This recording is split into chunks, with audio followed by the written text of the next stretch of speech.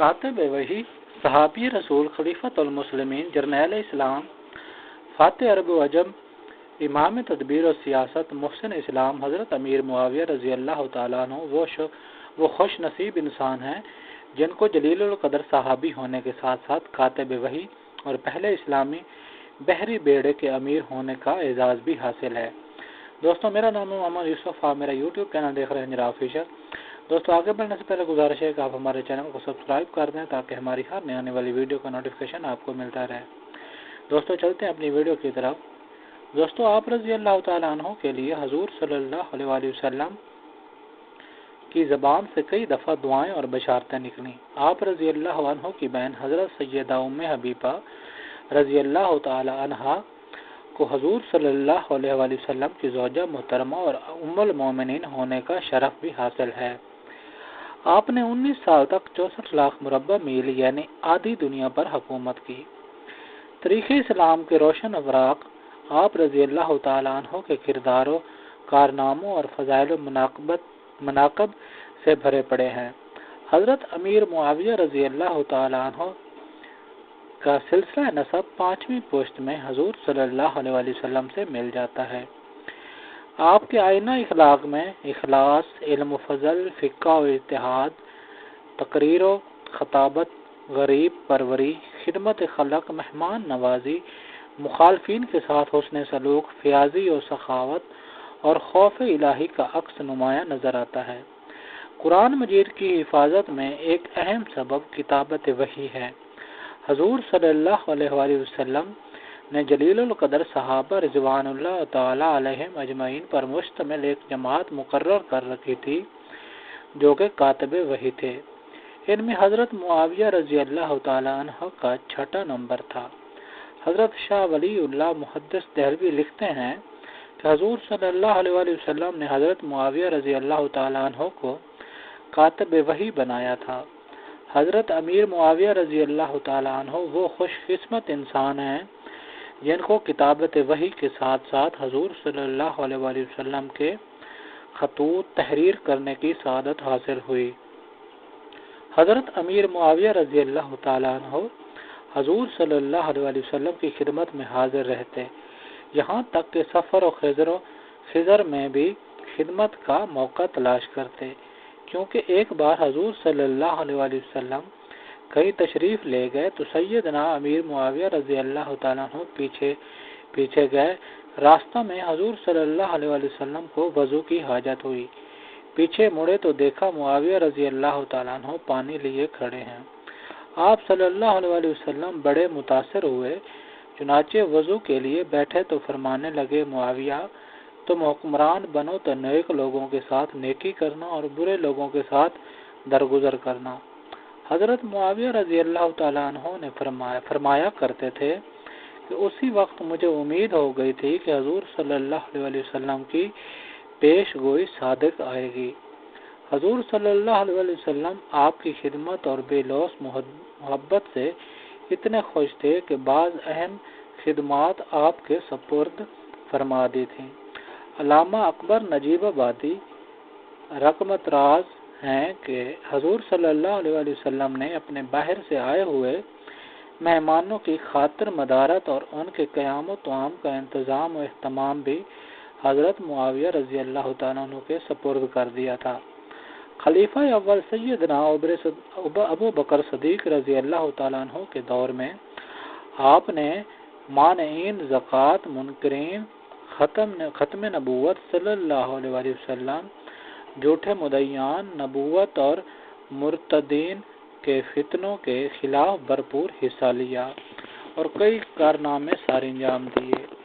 تاریخ اسلام عرب نقاد رضوی لکھتے ہیں کہ حضرت امیر معاویہ رضی اللہ تعالیٰ عنہ کسی کا خون بہانا پسند نہیں کرتے تھے، مگر آپ اسلامی ہدایات کے مطابق مرتدین کے قتل و قتال میں کسی کے پیچھے نہ ہوتے۔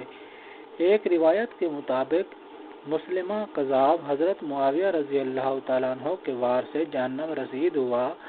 خلیفہ دوم سیدنا حضرت عمر فاروق رضی اللہ تعالیٰ عنہ کے دور خلافت میں جو فتوحات ہوئیں اس میں حضرت امیر معاویہ رضی اللہ تعالی عنہ کا نمایاں حصہ اور کردار ہے۔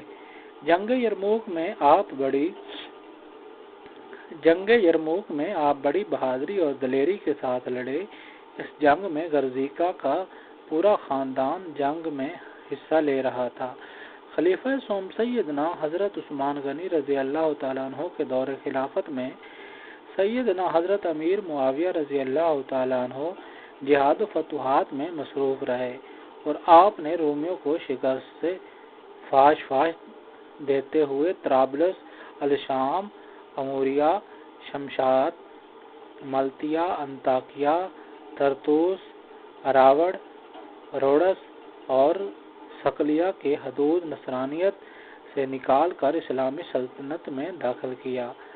حضرت امیر معاویہ رضی اللہ تعالیٰ عنہ ان علاقوں کے فتوحات کے بعد یہ چاہتے تھے کہ اسلام کو ایک آفاقی اور عالمگیر مذہب کی حیثیت سے سمندر پار یورپ میں داخل ہونا چاہیے۔ فتح قبرص کے خواہش آپ کے دل میں مچل رہی تھی۔ یورپ و افریقہ پر حملہ آور فتح کے لیے بحری بیڑے کی اشد ضرورت تھی۔ بحر روم میں رومی حکومت کا ایک بہت بڑا بحری مرکز تھا جو کہ شام کے ساحل کے قریب ہونے کی باعث شام کے مسلمانوں کے لیے بہت بڑا خطرہ تھا۔ اسے فتح کیے بغیر شام و مصر کے حفاظت ممکن نہ تھی۔ اس کے علاوہ سرحدی رومی اکثر مسلمانوں سے چھیڑ چھاڑ کرتے ہوئے مسلمانوں کو تنگ کرتے رہتے۔ حضرت عثمان غنی رضی اللہ تعالیٰ عنہ کی طرف سے بحری بیڑے کو تیار کرنے کی اجازت ملنے کے بعد حضرت امیر معاویہ رضی اللہ تعالیٰ عنہ نے بڑے جوش و خروش کے ساتھ بحری بیڑے کی تیاری شروع کر دی اور اپنے اس بحری مہم کا اعلان کر دیا، جس کے جواب میں جذبہ جہاد سے سرشار مجاہدین اسلام شام کا رخ کرنے لگے۔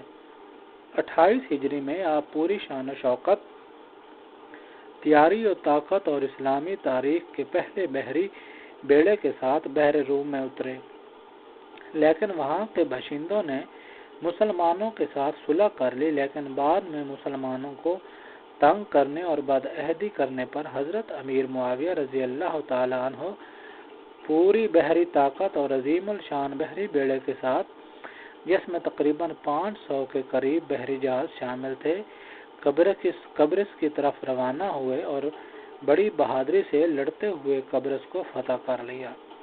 اس لشکر کے امیر و قائد خود امیر معاویہ رضی اللہ تعالیٰ عنہ تھے۔ آپ کی قیادت میں اس پہلی بحری لڑائی اور فتح قبرص کے لیے بڑے بڑے جلیل القدر صحابہ کرام رضوان اللہ تعالیٰ علیہم اجمعین، جن میں حضرت ابو ایوب انصاری، حضرت ابو ذر غفاری، حضرت ابو درداء، حضرت عبادہ بن صامت، حضرت شداد بن اوس سمیت دیگر صحابہ کرام رضوان اللہ تعالی علیہم اجمعین شریک ہوئے۔ اس لڑائی میں رومیوں نے بڑے جوش و خروش سے حصہ لیا۔ تجربہ کار فوجوں اور بحری لڑائی کے ماہر ہونے کے باوجود اس لڑائی میں رومیوں کو بدترین شکست ہوئی اور مسلمانوں کو تاریخی فتح حاصل ہوئی۔ حضور صلی اللہ علیہ وسلم نے حدیث میں 2 اسلامی لشکروں کے بارے میں مغفرت اور جنت کی بشارت و خوشخبری فرمائی۔ ان میں سے ایک وہ لشکر جو سب سے پہلے اسلامی بحری جنگ لڑے گا اور دوسرا وہ لشکر جو کیسر کے شہر میں جنگ کرے گا۔ پہلی بشارت سیدنا حضرت عثمان غنی رضی اللہ تعالی عنہ کے دور خلافت میں پوری ہوئی، جب حضرت امیر معاویہ رضی اللہ تعالی عنہ نے سب سے پہلی بحری لڑائی لڑتے ہوئے قبرص کو فتح کر کے رومیوں کو زبردست شکست دی تھی، اور دوسری بشارت سیدنا حضرت امیر معاویہ رضی اللہ تعالی عنہ کے دور حکومت میں اس وقت پوری ہوئی جب لشکر اسلام نے کیسر کے شہر قسطنطنیہ پر حملہ کیا۔ اس جنگ میں حصہ لینے کے لیے شوق، شہادت اور جذبہ جہاد سے سرشار صحابہ کرام رضوان اللہ تعالی علیہم اجمعین اور تابعین دنیا کے گوشہ سے دمشق پہنچے۔ ان میں حضرت عبداللہ بن عباس، حضرت عبداللہ بن عمر، حضرت عبداللہ بن زبیر، حضرت سیدنا حسین بن علی اور میزبان رسول صلی اللہ علیہ وسلم سیدنا حضرت ابو ایوب انصاری رضوان اللہ تعالی علیہم اجمعین اور دیگر مدینہ منورہ سے تشریف لا کر اس لشکر میں شریک ہوئے، جس کے بارے میں حضور صلی اللہ علیہ وآلہ وسلم نے جنت کی بشارت و خوشخبری فرمائی تھی۔ 32 ہجری میں آپ رضی اللہ تعالیٰ عنہ نے قسطنطنیہ کے قریبی علاقوں میں جہاد جاری رکھا۔ 35 ہجری میں آپ رضی اللہ تعالیٰ عنہ کی قیادت میں غزہ ذی خشب پیش آیا۔ 42 ہجری میں معرکہ بہستان پیش آیا اور آپ رضی اللہ تعالیٰ عنہ ہی کے دور خلافت میں سندھ کا کچھ حصہ بھی مسلمانوں کی زیرنگی آیا۔ 42 ہجری میں کابل فتح ہوا اور مسلمان ہندوستان میں قبائل کے مقام تک پہنچ گئے۔ 43 ہجری میں ملک سوڈان فتح ہوا اور بہستان کا مزید علاقہ مسلمانوں کے قبضے میں آیا۔ دوستو یہ تھی ہماری آج کی ویڈیو۔ اگر آپ کو ہماری ویڈیو اچھی لگی ہو تو ویڈیو کو لائک کر دیں، چینل کو سبسکرائب کر دیں تاکہ ہماری ہر نئی آنے والی ویڈیو کا نوٹیفیکیشن آپ کو ملتا رہے۔ ملتے ہیں ایک نئی ویڈیو کے ساتھ، تب تک اپنا بہت سارا خیال رکھیے گا۔ اللہ حافظ۔